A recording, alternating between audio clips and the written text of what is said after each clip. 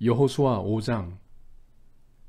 요단강 서쪽에 있는 아모리 사람의 모든 왕과 해변에 있는 가나안 사람의 모든 왕이 주님께서 이스라엘 자손 앞에서 그들이 요단강을 다 건널 때까지 그 강물을 말리셨다는 소식을 듣고 간담이 서늘했고 이스라엘 자손 앞에서 아주 용기를 잃고 말았다.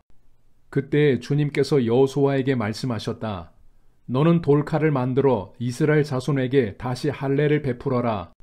그래서 여호수아는 돌칼을 만들어 기브앗 하알아롯 산에서 이스라엘 자손에게 할례를 베풀었다. 여호수아가 할례를 베푼 데는 이런 이유가 있었다.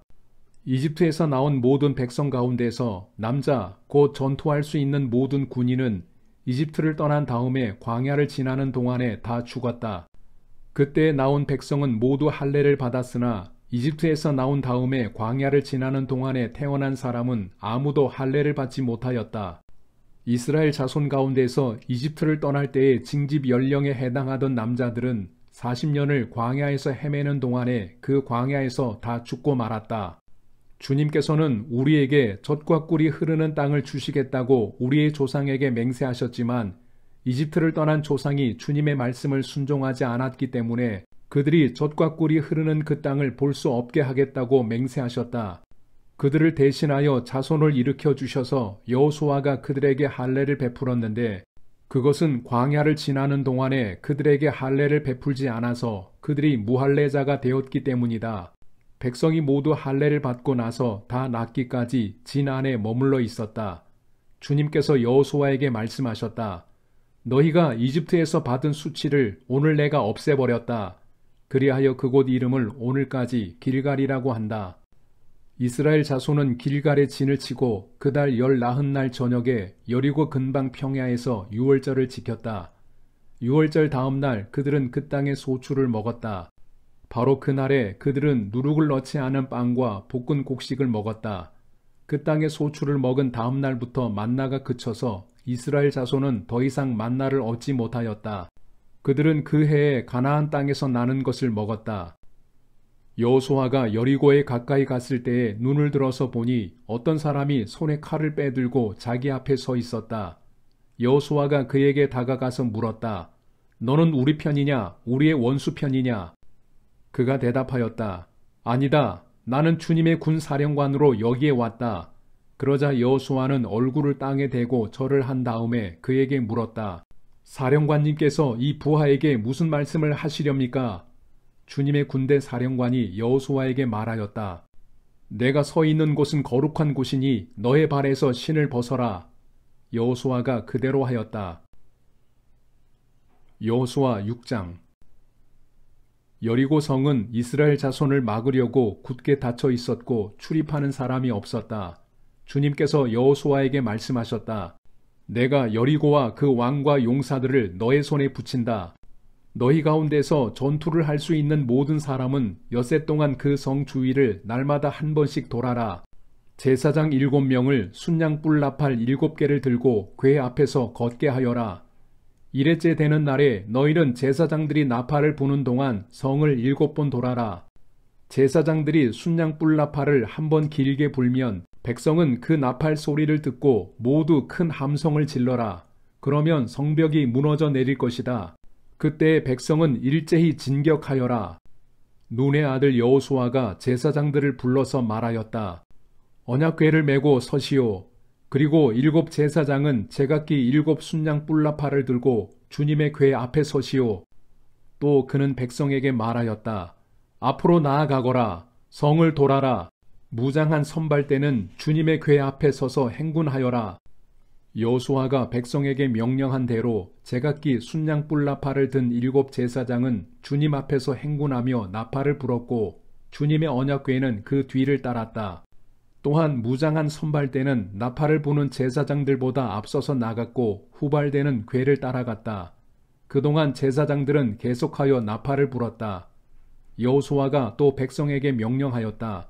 함성을 지르지 말아라. 너희 목소리가 들리지 않게 하여라. 한마디도 입 밖에 내지 말고 있다가 내가 너희에게 외쳐라 하고 명령할 때에 큰 소리로 외쳐라. 이처럼 여호수아는 주님의 궤를 메고 성을 한 바퀴 돌게 한 다음에 진에 돌아와서 그 밤을 진에서 지내게 하였다. 다음날 아침에 여호수아가 일찍 일어났다. 제사장들도 다시 주님의 궤를 메었다. 제각기 순양 뿔나팔을 든 7 제사장은 주님의 궤 앞에 서서 계속 행군하며 나팔을 불었고, 무장한 선발대는 그들보다 앞서서 나아갔으며 후발대는 주님의 궤를 뒤따랐다. 그동안 제사장들은 계속하여 나팔을 불었다.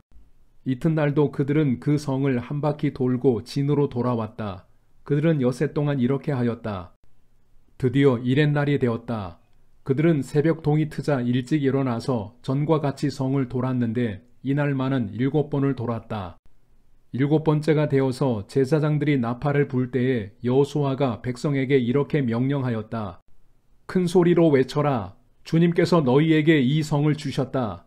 이 성과 이 안에 있는 모든 것을 전멸시켜서 그것을 주님께 제물로 바쳐라. 그러나 창녀 라합과 그 여인의 집에 있는 사람은 모두 살려주어라. 그 여인은 우리가 보낸 정탐꾼들을 숨겨주었다. 너희는 전멸시켜서 바치는 희생 제물에 손을 댔다가 스스로 파멸당하는 일이 없도록 주의하여라. 너희가 전멸시켜서 바치는 그 제물을 가지면 이스라엘 진은 너희 때문에 전멸할 것이다. 모든 은이나 금, 놋이나 철로 만든 그릇은 다 주님께 바칠 것이므로 거룩하게 구별하여 주님의 금고에 넣도록 하여라. 제사장들이 나팔을 불었다. 그 나팔 소리를 듣고서 백성이 일제히 큰 소리로 외치니 성벽이 무너져 내렸다. 백성이 일제히 성으로 진격하여 그 성을 점령하였다. 성 안에 있는 사람을 남자나 여자나 어른이나 아이를 가리지 않고 모두 전멸시켜서 희생 제물로 바치고 소나 양이나 나귀까지도 모조리 칼로 전멸시켜서 희생 제물로 바쳤다. 여호수아는 그 땅을 정탐하러 갔던 2 사람에게 말하였다. 그 장녀의 집으로 들어가서 너희가 맹세한 대로 그 여인과 그에게 딸린 모든 사람을 그곳에서 데리고 나오너라. 정탐하러 갔던 젊은이들이 가서 라합과 그의 아버지와 어머니와 오라버니들과 그에게 딸린 모든 사람을 데리고 나왔다. 라합의 식구들을 모두 이끌어내어 이스라엘 진 밖으로 데려다 놓았다. 그리고 그들은 그 성읍과 그 안에 있는 모든 것을 불로 태웠다. 그러나 은이나 금이나 놋이나 철로 만든 그릇만은 주님의 집 금고에 들여놓았다.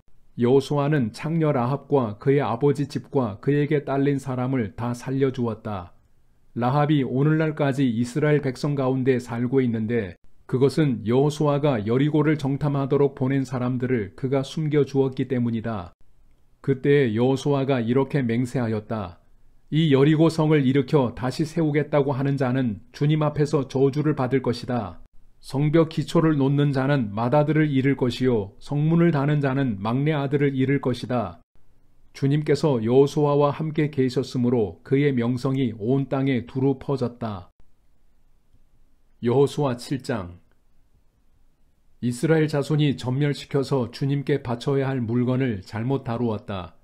유다 지파에서 세라의 증손이요 삽디의 손자요 갈미의 아들인 아간이 전멸시켜서 주님께 바쳐야 할 물건을 가져갔기 때문에 주님께서 이스라엘 자손들에게 진노하셨다.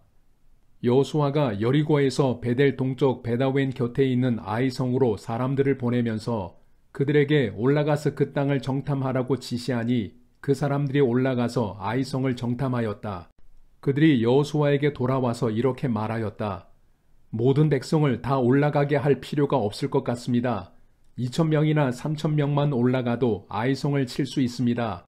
모든 백성이 그 성을 치느라고 다 수고할 필요가 없을 것 같습니다. 성 안에 있는 사람들의 수가 얼마 되지 않습니다. 백성 가운데서 약 3,000명이 그리로 올라갔다. 그러나 그들은 도리어 아이성 사람에게 패하여 도망쳐왔다. 아이성 사람은 이스라엘 사람을 36명쯤 죽이고 성문 앞에서부터 스바림까지 추격하여 비탈길에서 그들을 쳤으므로 백성의 간담이 서늘해졌다. 여호수아는 슬퍼하면서 옷을 찢고 주님의 궤 앞에서 얼굴을 땅에 대고 엎드려서 저녁 때까지 있었다. 이스라엘의 장로들도 그를 따라 슬픔에 젖어 머리에 먼지를 뒤집어 썼다. 여호수아가 아뢰었다. 주 하나님, 우리 백성을 요단강 서쪽으로 잘 건너게 하시고는 왜 우리를 아모리 사람의 손에 넘기어 멸망시키려 하십니까? 차라리 우리가 요단강 동쪽에서 그대로 살았더라면 좋을 뻔하였습니다. 주님, 이스라엘이 원수 앞에서 패하여 되돌아왔으니 이제 제가 무슨 말을 할 수 있겠습니까? 가나안 사람과 그 땅에 사는 모든 주민이 이 소식을 듣고 우리를 애워싸고 이 땅에서 우리의 이름을 없애버릴 터인데 주님께서는 주님의 위대한 명성을 어떻게 지키시겠습니까? 주님께서 여호수아에게 말씀하셨다. 일어나거라. 어찌하여 이렇게 엎드려 있느냐? 이스라엘이 죄를 지었다. 나와 맺은 언약, 지키라고 명령한 그 언약을 그들이 어겼고 전멸시켜서 나 주에게 바쳐야 할 물건을 도둑질하여 가져갔으며 또한 거짓말을 하면서 그 물건을 자기들의 재산으로 만들었다. 그래서 이스라엘 자손은 원수를 대적할 수 없었고 원수 앞에서 패하여 물러섰다. 그들이 자청하여 저주를 불러들여서 그들 스스로가 전멸시켜야 할 물건이 되었기 때문이다. 너희들 가운데에서 전멸시켜 나 주에게 바쳐야 할 물건을 없애지 아니하면 내가 다시는 너희와 함께 있지 않겠다. 일어나서 백성을 성결하게 하여라. 너는 그들에게 말하여라. 너희는 스스로 성결하게 하여 내일을 맞이할 준비를 하여라. 주 이스라엘의 하나님께서 이렇게 말씀하신다. 이스라엘아, 너희 가운데 전멸시켜서 주님께 바쳐야 할 물건이 있다. 그것을 너희 가운데서 제거하기 전에는 너희의 원수를 너희가 대적할 수 없다. 너희는 아침에 지파별로 나오너라. 주님께서 주사위로 뽑으신 지파는 가문별로 가까이 나오고 주님께서 주사위로 뽑으신 가문은 집안별로 가까이 나오고 또한 주님께서 주사위로 뽑으신 집안은 장정별로 가까이 나오너라. 전멸시켜서 주님께 바쳐야 할 물건을 가져간 사람이 주사위로 뽑히면 그에게 딸린 모든 것과 함께 그를 불에 태우겠다.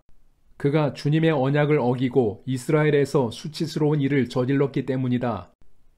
여호수아가 아침 일찍 일어나서 이스라엘 백성을 그 지파별로 나오게 하였더니 유다 지파가 뽑혔다. 유다 지파를 가문별로 나오게 하였더니 세라의 가문이 뽑혔고 세라의 가문에서 장정들을 나오게 하였더니 삽디가 뽑혔다. 삽디의 집안의 장정들을 차례대로 나오게 하였더니 유다 지파에서 세라의 증손이요 삽디의 손자요 갈미의 아들인 아간이 뽑혔다. 여호수아가 아간에게 말하였다. 나의 아들아, 주 이스라엘의 하나님께 영광을 돌리고 그에게 사실대로 고백하여라. 내가 무엇을 하였는지 숨기지 말고 나에게 말하여라. 아간이 여호수아에게 대답하였다. 제가 진실로 주 이스라엘의 하나님께 죄를 지었습니다. 제가 저지른 일을 말씀드리겠습니다. 제가 전리품 가운데서 신할에서 만든 아름다운 외투 한 벌과 은 200세겔과 50세겔이 나가는 금덩이 하나를 보고 탐이 나서 가졌습니다. 보십시오. 그 물건들을 저의 장막 안 땅속에 감추어 두었는데 은을 맨 밑에 두었습니다. 여호수아가 사람들을 그리로 보냈다. 그들이 장막으로 달려가 보니 물건이 그 장막 안에 감추어져 있고 은이 그 밑에 있었다.